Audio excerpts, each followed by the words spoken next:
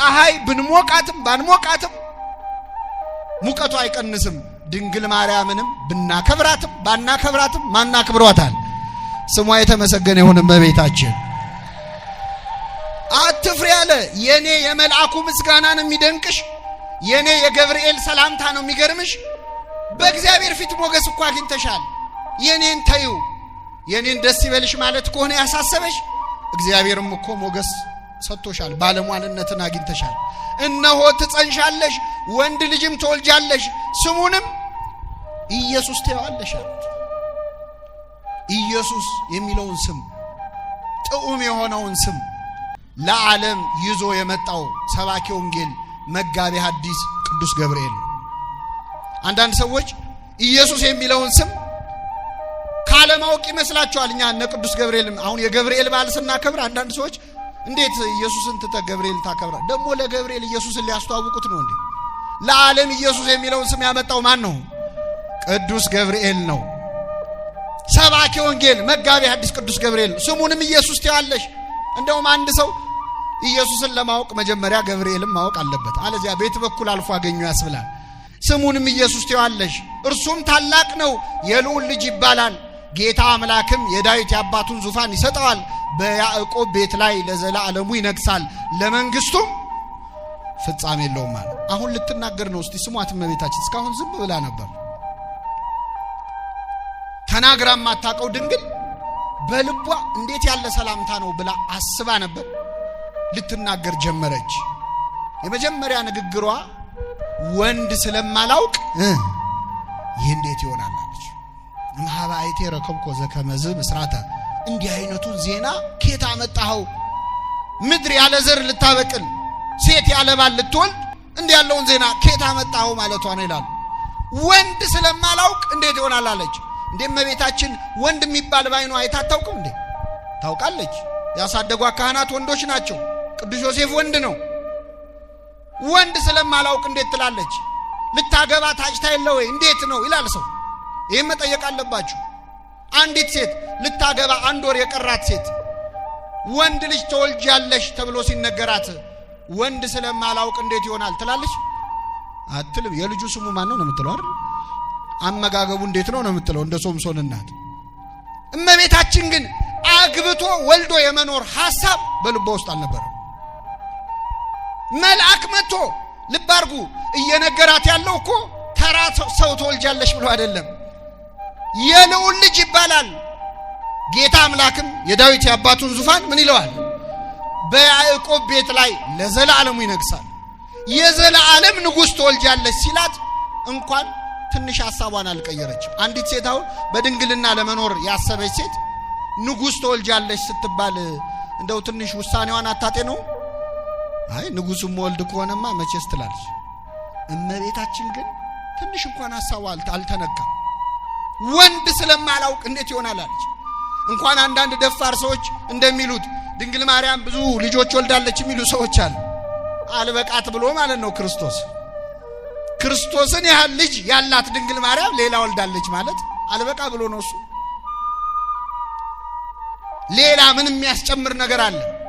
ግን እውነት እመቤታችን እንኳን አንዳንድ ሰው እንደሚለው ተራ ሰው ለመውለድ ብላ ድንግልናዋን ልታጣ ይቅርና አምላክንም ትወልጃለች ስትባል የድንግልናዬስ ነገር ብላ ጠይቃለች። ደስ የሚል ነገር ልነግራችሁ ነው። እሷ ሐሳቧ ድንግል ሆኖ መኖር ነው። እግዚአብሔር ሐሳቡ ከሷ መወለድ ነው። ሁለቱንም ፈጸመው። እሱም ከሷ ተወለደ፣ እሷም ለዘላለም ምን ሆና ኖረች? እግዚአብሔር የተመሰገነ ይሁን። በእውነት እናትም ድንግልም አደረጋት። ይቻላል አይቻል? እሱ አምላክም ሰውም ሆኖ የለ አብ የልጁ ምልክት አደረገች ይላል ቅዱስ ኤፍሬም ሶርያዊ። እሱ አምላክም ሰውም እንደሆነ እናቱን ድንግልም እናትም አደረጋት።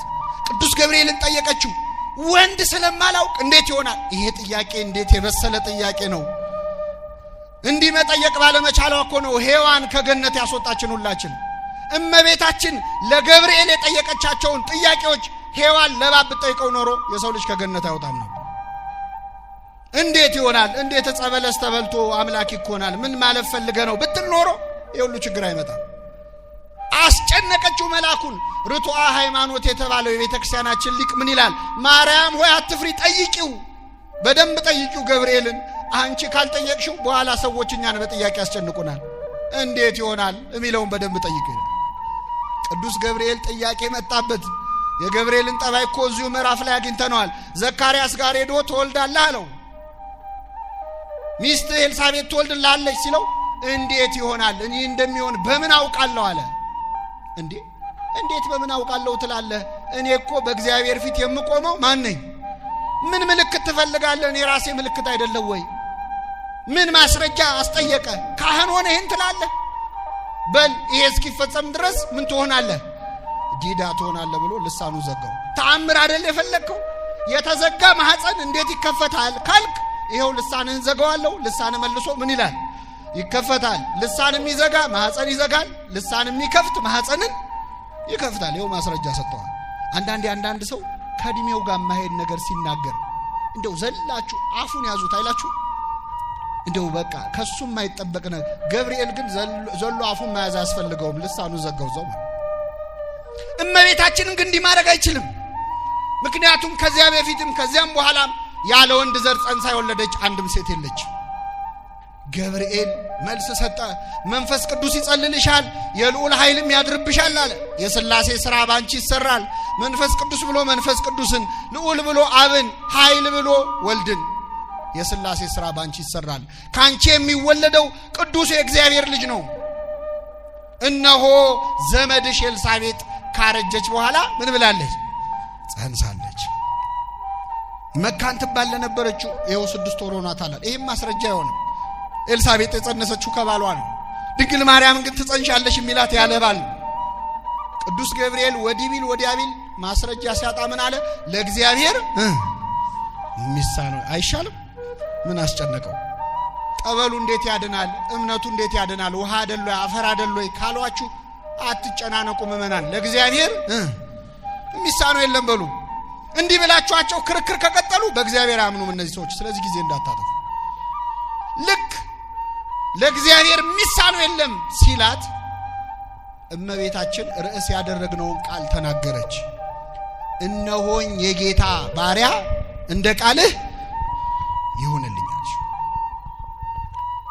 ልክ ይህንን ቃል ስትናገር እግዚአብሔር በብሩህ ደመና ተጭኖ መጥቶ በማህፀኗ አደረ። የሁላችንም ድህነት የዚያን ጊዜ ተጀመረ። ምእመናን እዚህ ላይ ነው የእመቤታችን በእኛ መዳን ውስጥ ድርሻ አላት የምንለው። መቼ እንደተጸነሰ ሰዎች ይረሱታል። እግዚአብሔር አምላክ ሰው የሆነው መቼ ነው? ገብርኤል መጥቶ ትጸንሻለሽ፣ ደስ ይበልሽ፣ ጸጋ ይሞላብሽ ወይ ሲላት ጸንሳለች? አልጸነሰችም? አልጸነሰችም። ወንድ ልጅ ትወልጃለሽ ሲላትስ ተጸንሷል? አልተጸነሰም። ዘመድሽ ኤልሳቤጥ ከጸነሰች ስንት ወር ሆናት? 6 ወር ሲል ተጸንሷል? ምንድነው የሚጠብቀው እግዚአብሔር ለመጸነስ? እነሆኝ የጌታ ባሪያ እንደ ቃልህ። ልክ ይህንን አረፍተ ነገር ተናግራ ስትፈጽም እግዚአብሔር ከሰማይ ወርዶ በእኛ መካከል ተገለጠ። የሁላችን ድህነት በድንግል ማርያም ማህፀን ውስጥ የዚያን ጊዜ ተጀመረ።